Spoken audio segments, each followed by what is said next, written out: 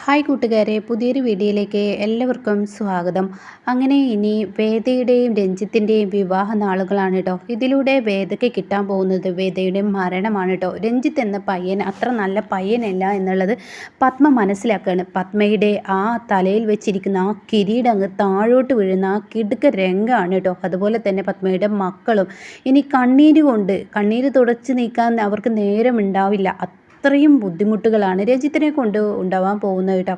അപ്പോൾ അതിനെക്കുറിച്ചുള്ള ഒരു റിവ്യൂ ആണ് കേട്ടോ പറയുന്നത്.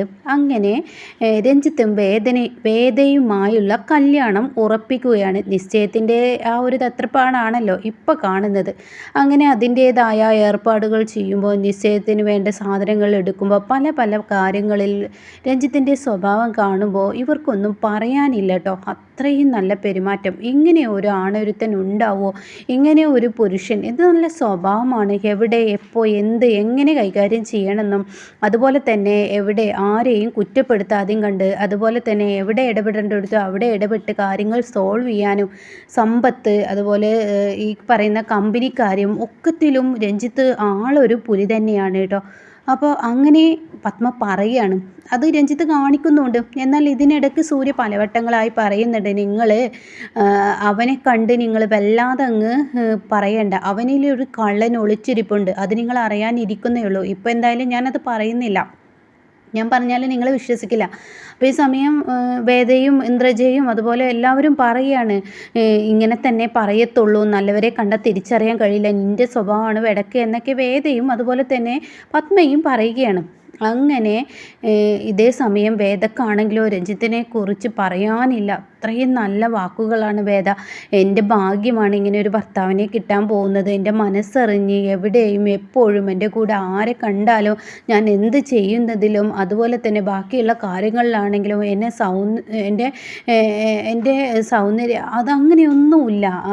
അവന് അവൻ്റേതായ ഒരു അഭിപ്രായം. ഞാൻ എന്ത് ചെയ്താലും അത് തന്നു എന്ന് പറഞ്ഞിട്ട് എൻ്റെ മുന്നിൽ ഇങ്ങനെ തലയാട്ടി നിൽക്കുകയാണ് ചെയ്യുന്നത്. അപ്പോൾ വിജയ് പറയാണ്, അതിനിപ്പോൾ ഞാൻ ഇന്ദ്രജയെ എതിർത്ത് എന്തെങ്കിലും ഞാൻ ഇതുവരെ പറഞ്ഞിട്ടുണ്ടോ എന്നിങ്ങനെ വിജയ് പറയൂ കേട്ടോ. അപ്പോൾ ആ സമയം ഇന്ദ്രജി പറയണം, നിങ്ങളൊന്നും മിണ്ടാതിരിക്കുക, നിങ്ങളും അവനും തമ്മിൽ ഒരുപാട് വ്യത്യാസങ്ങളുണ്ട്. അപ്പോൾ അത് ശരിയാണ് കേട്ടോ വിജയേട്ട.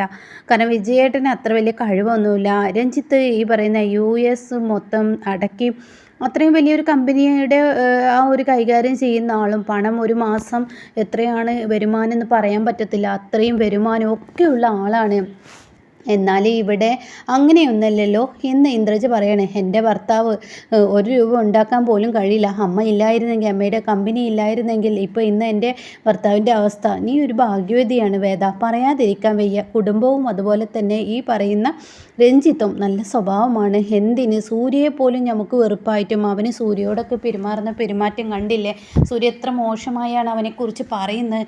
എന്നിട്ടും യാതൊരുവിധ കുഴപ്പമില്ലാതെ, നിന്നോട് ആ ദേഷ്യമൊന്നും കാണിക്കാതെ രഞ്ജിത്ത് കണ്ടില്ലേ എന്നൊക്കെ പറയുമ്പോൾ സൂര്യ പറയുന്നത് പോലെ വരാൻ ഇരിക്കുന്ന കണ്ടറിയാം, താലി കഴുത്തിൽ വീഴട്ടെ, അപ്പോൾ ഓരോരുത്തരുടെ സ്വഭാവം അറിയാം. എന്നെപ്പോലെ ആരും ആവില്ല ഇന്ദ്രജ, അത് അറിയാനിരിക്കുന്നുള്ളൂ. അങ്ങനെ ഒരു സംസാരിക്കുമ്പോൾ ഉടൻ തന്നെ, എന്താ നിങ്ങൾ പറഞ്ഞത്? ഞാനൊന്നും പറഞ്ഞില്ല. ഞാൻ പറഞ്ഞത് എന്നെ ഇങ്ങനെ തരം താഴ്ത്തല്ലേ എന്നാണ് ഞാൻ പറഞ്ഞത്. ഞാൻ എൻ്റെ ഇന്ദ്രജ വരച്ച വരയില്ല അപ്പുറം ഞാൻ നീങ്ങില്ല എന്നൊക്കെ ഇങ്ങനെ പറയാണ്. അങ്ങനെ ഇവരുടെ വിവാഹ നിശ്ചയം എത്തുകയാണ് കേട്ടോ. വിവാഹ നിശ്ചയം വീട്ടിൽ വെച്ച് നടത്താനുള്ള തീരുമാനം തന്നെ ആവുകയാണ്. അപ്പോൾ വേദ പറയുകയാണ്, എനിക്ക് എന്തായാലും ഇനിയിപ്പോൾ എൻ്റെ കൂട്ടുകാരിയെ വിളിക്കണം. എൻ്റെ ഫ്രണ്ട്സ് ഒരാളെ വരുന്നുള്ളൂ, അവളെൻ്റെ ബെസ്റ്റ് ഫ്രണ്ട്സാണ്. അതുകൊണ്ട് തന്നെ അവളില്ലാതെ എനിക്കൊരു പരിപാടിയും നടത്താൻ പറ്റത്തില്ല. അവളെൻ്റെ എന്തിലും അവൾ എൻ്റെ കൂടെ ഉണ്ടാവും. അപ്പോൾ അവൾ വരട്ടെ, അവൾ മാത്രമേ വരുന്നുള്ളൂ. അപ്പോൾ വേറുള്ളവരൊക്കെ വിളിക്കുന്നുണ്ട്. ആരെയും അറിയിക്കുന്നില്ല, കല്യാണം അറിയിക്കാമെന്നാണ് കരുതിയിരിക്കുന്നത്, നിശ്ചയം ഞാൻ അവളെ മാത്രമേ അറിയിച്ചിട്ടുള്ളൂ എന്ന് പറയാനേട്ടാ. അങ്ങനെ ഈ സമയം വലിയ സന്തോഷത്തിലാവാണ് എല്ലാവരും. അത്രയും സന്തോഷമാണ്, അവർക്കൊന്നും പറയാനില്ല. രഞ്ജിത്തിനെ പോലെ നല്ല സൗന്ദര്യം എല്ലാം കൂടി ഇണങ്ങിയ ഒരു പയ്യനെ കിട്ടിയ ആ സന്തോഷം പത്മ പലവട്ടങ്ങളായി ഇങ്ങനെ യതീന്ദ്രനോട് പറയാണ്. അതുപോലെ തന്നെ സൂര്യയോടും പറയാണ്, നീ കണ്ട് പഠിക്കട, അവനവൻ്റെ ആണാണ്. പലവട്ടം നീ അവനെ തരം തഴിച്ച് സംസാരിച്ചിട്ടും അവൻ നിന്നോട് എത്ര നല്ല രീതിയിലാണ് പെരുമാറുന്നത്. ഹോ അറിയാം. ഒരു കുഞ്ഞയുടെ ഓയിസും വെച്ച് കളിക്കുന്ന അവൻ്റെ മുഖം മൂടി അഴിഞ്ഞു വീഴാൻ കിടക്കുന്നേ ഉള്ളൂ. സൂര്യയുടെ കയ്യിൽ മദ്യക്കുപ്പിയാണെങ്കിലും സൂര്യക്ക് എവിടെ എങ്ങനെ പെരുമാറണം എന്നറിയാം. ആരെയും മനസ്സും അതുപോലെ തന്നെ ആരെയും ഈ മുഖംമൂടി വലിച്ചൂരാനും സൂര്യക്കറിയാം. പക്ഷേ നിങ്ങൾ അങ്ങനെയല്ല. നിങ്ങൾ പണത്തിൻ്റെ പിറകെ പോകുന്നവരാണ്. പണമുണ്ടെങ്കിൽ മാത്രമാണ് ആ വ്യക്തി നന്നാവുള്ളൂ എന്നുള്ള തോന്നലാണ് നിങ്ങൾ അനുഭവിക്കാൻ കിടക്കുന്നുള്ളൂ എന്ന് പറയുന്നത് കേട്ടോ. അങ്ങനെ ഈ സമയമാണെങ്കിലോ ഹരിതയുടെ കൂട്ടുകാരി വരികയാണ്. അപ്പോൾ രഞ്ജിത്തിൻ്റെ സ്വഭാവം അങ്ങനെ പതിയെ മാറി തുടങ്ങുകയാണ്. രഞ്ജിത്ത് ആദ്യം നന്ദിനിയുടെ റൂമിലോട്ട് ഒളി ക്യാമറ വെച്ചതിനെക്കുറിച്ച് ഞാൻ പറഞ്ഞല്ലോ. അത് ഈ ചെറിയൊരു കുഞ്ഞു കാറിൽ ചെറിയൊരു ക്യാമറ വെച്ചിട്ടാണ് നന്ദിനി ഡ്രസ്സ് മാറ്റുമ്പോൾ അത് കാണാൻ വേണ്ടി അത്രയും ഒരു പ്രത്യേക ഹരത്തോടു കൂടി ടെറസിലും റൂമിലും അവിടെ ഇവിടെയൊക്കെ നിന്ന് മൊബൈലിലൂടെയും ലാപ്ടോപ്പിലൂടെയൊക്കെ ഇതൊക്കെ കാണുമ്പോൾ നന്ദിനി എന്തോ ഒരു ഭാഗ്യത്തിന് അത് കാണുന്നത് കൊണ്ട് തന്നെ നന്ദിനിയുടെ ഡ്രസ്സ് മാറ്റുന്നത് കാണാതെ പുറത്തോട്ട് നന്ദിനി ആ ഒരു ടോയ് കൊണ്ടുവന്ന് കൊടുക്കണം കേട്ടോ.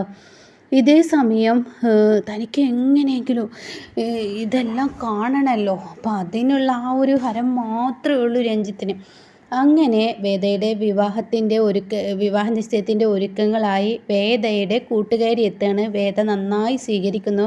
അവളെ കാണുമ്പോൾ തന്നെ ഇവനിങ്ങനെ എന്താ പറയുക, ഒരുതരം ഇങ്ങനെ വെള്ളമിറക്കുന്ന ഒരു സ്വഭാവം തന്നെ കേട്ടോ. അയ്യോ എന്തൊരു സൗന്ദര്യമാണ്, അയ്യോ അവളെ ഒരുമിച്ച് കിട്ടിയെങ്കിൽ എത്ര നന്നായിരുന്നു എന്നിങ്ങനെ രഞ്ജിത്ത് പറയൂ കേട്ടോ.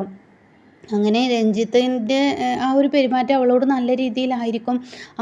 എന്താണ് എന്നൊക്കെ ഇങ്ങനെ ചോദിക്കുമ്പോൾ അവളിങ്ങനെ പിന്നീട് വേദയോട് പറയണം, ഇനി ഭാഗ്യവതിയാടി, നല്ലൊരു ചെറുക്കനെ തന്നെ നിനക്ക് കിട്ടിയത്, നല്ലൊരു സ്വഭാവമുള്ളവനെ നിനക്ക് കിട്ടിയത്, നീ ഭാഗ്യവതി എന്നൊക്കെ പറയുമ്പോൾ വേദ പറയണം, എൻ്റെ മമ്മി സെലക്ട് ചെയ്തതാണ്, ഒരിക്കലും എൻ്റെ മമ്മിയുടെ സെലക്ഷൻ തെറ്റാറില്ല എന്നൊക്കെ വേദയും തട്ടിക്കൂട്ട് വാക്കുകൾ പറയാണ് കേട്ടോ.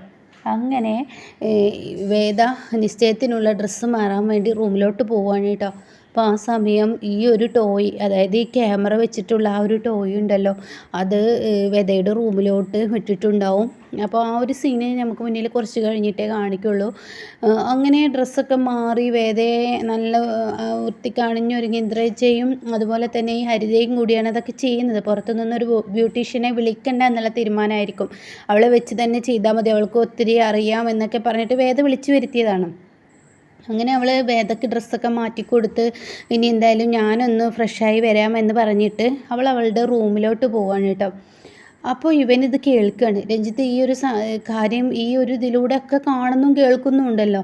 അപ്പോഴേക്കും പെട്ടെന്ന് ഈ ഡോറ് തുറക്കുമ്പോഴേക്കും ഈ കാറ് ഇവൾ പോകുന്ന ആ റൂമിലോട്ട് പെട്ടെന്ന് അങ്ങോട്ട് വിടുകയാണ്. അതോടുകൂടിയിട്ട് ഇതാരും ശ്രദ്ധിക്കുന്നില്ല. അത്രയും ചെറിയ കാറാണ്, റിമോട്ട് കാറാണ്. അങ്ങനെ വേദ അതിനിടയ്ക്ക്, അല്ലടി ഇനി എവിടെയാണ് എൻ്റെ മുല്ലപ്പൂ വെച്ചിരിക്കുന്നത്, അതും കൂടി അങ്ങ് പറഞ്ഞിട്ട് പോകാമെന്ന് പറയുമ്പോൾ ആ സൈഡിലുണ്ട് എന്ന് പറഞ്ഞിട്ട് അവളങ്ങ് തിരിയുമ്പോഴാണ് ഈ കാർ അങ്ങോട്ടേക്ക് പോകട്ടോ. ഇനി എന്തായാലും നീ ഡ്രസ്സ് മാറി വാ എന്ന് പറഞ്ഞിട്ട് അവൾ ഡ്രസ്സ് മാറാൻ വേണ്ടി പോവുകയാണ്. അപ്പോൾ ഉടൻ തന്നെ അതിനിടയ്ക്ക് ഇവിടെ രാജുവിൻ്റെ കയ്യിൽ ജ്യൂസ് കൊണ്ടു കൊടുക്കുക എന്ന് പറഞ്ഞിട്ട് രഞ്ജിത്ത് പറഞ്ഞു വിട്ടിട്ടുണ്ടാവും. അതുകൊണ്ട് തന്നെ ആ ജ്യൂസ് കുടിക്കാൻ ഒരുങ്ങുകയാണ് വേദയും വേദയുടെ കൂട്ടുകാരും ഒരുമിച്ച്. അപ്പോൾ അതിനിടയ്ക്ക് ഇവനാണെങ്കിൽ പെട്ടെന്ന് അങ്ങ് കയറി വന്ന് ആ ജ്യൂസ് അങ്ങ് തട്ടിയിടുകയാണ് രഞ്ജിത്ത്. അപ്പോൾ അത് അവളുടെ ദേഹത്തൂടെ അങ്ങ് പോവാണ്, ഡ്രസ്സാകെ അഴുക്കാവാണ്. അപ്പോൾ മനഃപൂർവ്വം രഞ്ജിത്ത് അത് ചെയ്തിരിക്കുകയാണ് കേട്ടോ. അപ്പോൾ രഞ്ജിത്ത് പറയുന്നുണ്ട്, അയ്യോ സോറി കേട്ടോ, ഞാൻ കണ്ടില്ല, പെട്ടെന്ന് വരുന്ന വരവായതുകൊണ്ട് തന്നെ ഞാൻ കണ്ടില്ല, ക്ഷമിക്കണം, അയ്യോ ഇനി ഇതെന്താ ചെയ്യുക, ഞാൻ എന്താ എന്നൊക്കെ പറയുമ്പോൾ, അയ്യോ എൻ്റെ കയ്യിൽ ഡ്രസ്സുണ്ട്, കുഴപ്പമില്ല, ഞാനത് ചേഞ്ച് ചെയ്തോളാം എന്ന് പറയാണ്. അങ്ങനെ ഡ്രസ്സ് മാറ്റാൻ വേണ്ടി അവൾ ആ റൂമിലോട്ട് പോകുമ്പോഴേക്കും ഈ ഒരു ടോയ് അങ്ങോട്ടേക്ക് വിടുകയാണെങ്കിൽ കാറ് അങ്ങനെ ഈ സമയം ജനലിൽ ചെറുതായി ഇങ്ങനെ തുറന്നു വെച്ചിട്ടുണ്ടാവും കേട്ടോ. അപ്പോൾ അവളാണെങ്കിലോ അവളുടെ ഡ്രസ്സ് ഷോൾ പിൻ ചെയ്ത് ഇങ്ങനെ അഴിക്കാൻ ഒരുങ്ങുന്ന ഒരു സമയം ഇവരിങ്ങനെ നല്ല സന്തോഷത്തോടു കൂടി വേഗം പെട്ടെന്ന് ചെയ്യ് എന്നിങ്ങനെ മനസ്സുകൊണ്ട് ഇവൻ ഈ ക്യാമറ നോക്കി പറയുകയാണ്. അതായത് ആ ടോയുടെ മുകളിൽ ക്യാമറയുണ്ട്, അത് തൻ്റെ മൊബൈലിലൂടെ കണക്ട് ചെയ്ത് ഇതിങ്ങനെ കാണുകയാണ്. അപ്പോൾ അവളിതിങ്ങനെ അഴിക്കാൻ ഒരുങ്ങുന്ന സമയത്ത് അവൾ ആ റൂമിൽ നിന്നും വേണ്ട, എന്തായാലും ഡ്രസ്സ് ഇവിടെ ഇരിക്കട്ടെ, ഞാൻ ബാത്റൂമിൽ പോയി ഒന്ന് ഡ്രസ്സ് ഒക്കെ മാറി ദേഹം മൊത്തം കഴുകിയതിന് ശേഷം, അയ്യോ എന്തൊരു കഷ്ടമാണ് എന്ന് ഇവന് അപ്പോഴേക്കും പറയണേ. ഇവളിങ്ങനെ സ്വയം നിന്ന് പറഞ്ഞിട്ട് ഇവൾ ബാത്റൂമിലോട്ട് പോകുമ്പോൾ ഇവനാണെങ്കിൽ പുറത്തു നിന്നും ഇവനിത് ഇഷ്ടപ്പെടുന്നില്ല കേട്ടോ. അപ്പോൾ ഇനി അവിടെ തന്നെ വെച്ച് മാറുകയാണെങ്കിൽ എനിക്കെല്ലാം കാണാമായിരുന്നു എന്നുള്ള ആരാണ് രഞ്ജിത്തിൽ. അങ്ങനെ അവൾ ബാത്റൂമിൽ കയറി ഏതാനും മിനിറ്റുകൾക്ക് ശേഷം അവൾ പിന്നീട് ഇറങ്ങി വരികയാണ്. അപ്പോൾ ആ ഡ്രസ്സ് മാറ്റിയിട്ടില്ല, അതേ ഡ്രസ്സ് തന്നെ. അപ്പോൾ അവളിങ്ങനെ ഇറങ്ങി വരുന്ന സമയത്ത് ഈ കാർ അവിടെ നിൽക്കുന്നത് കാണാൻ കേട്ടോ. അപ്പോൾ ഇവൾ ഈ കാറ് നിൽക്കുമ്പോൾ പെട്ടെന്ന് അത് അത്ര അങ്ങ് ശ്രദ്ധിക്കില്ല. അതൊരു കാറല്ലേ എന്ന് കരുതിയിട്ട് ഇങ്ങനെ തൻ്റെ ഡ്രസ്സ് എടുത്തിട്ട് ഇങ്ങനെ അലമാറയിലോട്ട് തുറക്കുന്ന സമയം അവിടുത്തെ ഒരു ജനൽ ഇങ്ങനെ ചെറുതായി തുറന്ന് വെച്ചിട്ടുണ്ട് കേട്ടോ. ആ ജനലിൻ്റെ പിറകിലാണ് രഞ്ജിത്ത് നിൽക്കുന്നത്. രഞ്ജിത്ത് ഈ മൊബൈലിലോട്ട് ഇങ്ങനെ നോക്കി നിൽക്കുന്നത് കാണുമ്പോൾ ഉടൻ തന്നെ തൻ്റെ ഉള്ളിൽ എന്തോ സംശയം. അപ്പോഴേക്കും രഞ്ജിത്ത് ഈ ക്യാമറയിലൂടെ തന്നെ ഇങ്ങനെ നോക്കുന്നത് കാണുകയാണ്. അപ്പോൾ രഞ്ജിത്ത് പെട്ടെന്ന് ഇവളെ നോക്കുകയാണ്. അപ്പോൾ അവൾ ചോദിക്കുകയാണ്, എന്താ രഞ്ജിത്ത് എന്ന് ചോദിക്കുമ്പോൾ, ഇല്ല, ഒരു ഫോൺ കോൾ വന്നതാണ്, അപ്പോൾ അതെടുക്കാൻ വേണ്ടി വന്നതാണെന്ന് പറയാണ് കേട്ടോ. അങ്ങനെ ഈ ഫോൺ എടുക്കാൻ വന്നതാണെന്ന് പറഞ്ഞിട്ട് രഞ്ജിത്ത് പെട്ടെന്ന് അവിടെ നിന്ന് പോവുകയാണ്. ഇതേ സമയം അവളിൽ എന്തൊക്കെയോ ഒരു സംശയം അവൾക്ക് തോന്നുകയാണ്. അങ്ങനെ ഈ ഡ്രസ്സ് മാറുന്നത് കാണാൻ വേണ്ടി അവനിങ്ങനെ ഇനി എന്താ ചെയ്യുക, എങ്ങനെ ഡ്രസ്സ് മാറുന്നത് കാണും, ഇവളാണെങ്കിലും മാറ്റൊന്നുമില്ലല്ലോ, താൻ ഇനി എന്താ ചെയ്യുക എന്നിങ്ങനെ ആലോചിച്ചിങ്ങനെ നിൽക്കുകയാണ്. അപ്പോഴേക്കും അവൾ എന്താ ചെയ്യുന്നത്, ഒരു തോർത്തെടുത്ത് തൻ്റെ ഡ്രസ്സ് മാറണ്ട, ഇതിപ്പോൾ ഇപ്പത്തോടു കൂടി പരിപാടി കഴിയുമല്ലോ, അതൊക്കെ ക്ലീൻ ചെയ്യാൻ.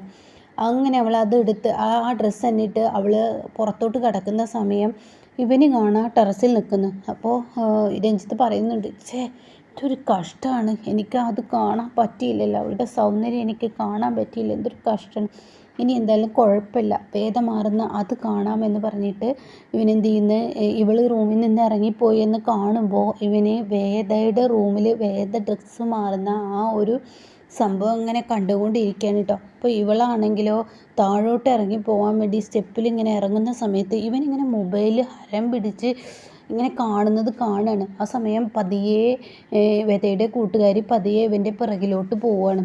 അപ്പോൾ ഇവനാണെങ്കിൽ കാണുന്നത് വേദ ഡ്രസ്സ് മാറുന്ന ആ ഒരു രംഗമാണ്. ഇത് കാണുന്നതിനോട് കൂടിയിട്ട്, എടാ, നീ ഇത്രയും വൃത്തികെട്ടവനാണെന്ന് ഒരിക്കലും ഞാൻ കരുതിയില്ല.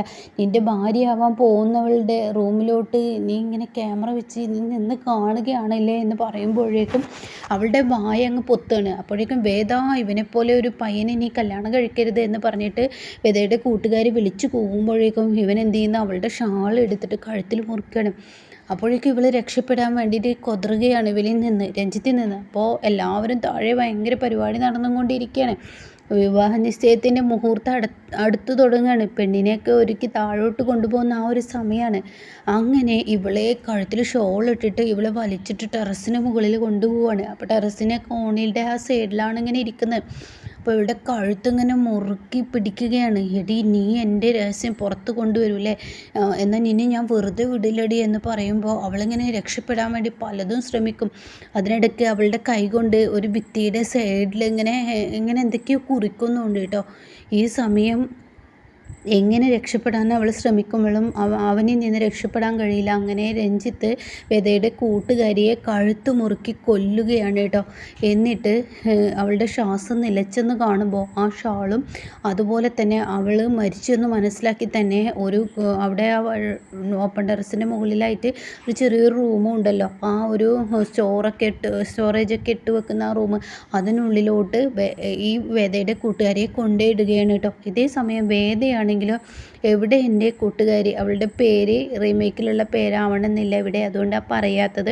അപ്പോൾ അവൾ എവിടെയെന്ന് പറഞ്ഞ് തിരക്കുന്നുണ്ട്. കുറച്ച് നേരത്തെ ഡ്രസ്സ് മാറാൻ പോയതാണല്ലോ, ഇതുവരെ കാണാനില്ല, അവളെ എങ്ങോട്ട് പോയി എന്ന് പറഞ്ഞിട്ട് വേദം ഇങ്ങനെ തിരക്കിക്കൊണ്ട് ഇരിക്കുകയാണ് കേട്ടോ. അപ്പോൾ ഇതാണ് ഇനി വിവാഹത്തിൻ്റെ നിശ്ചയം മുടങ്ങാനുള്ള ഒരു കാരണമായി വരുന്നതും അത് പൊളിച്ചൊടുക്കുന്നതും നന്ദിനിയാണ് കേട്ടോ.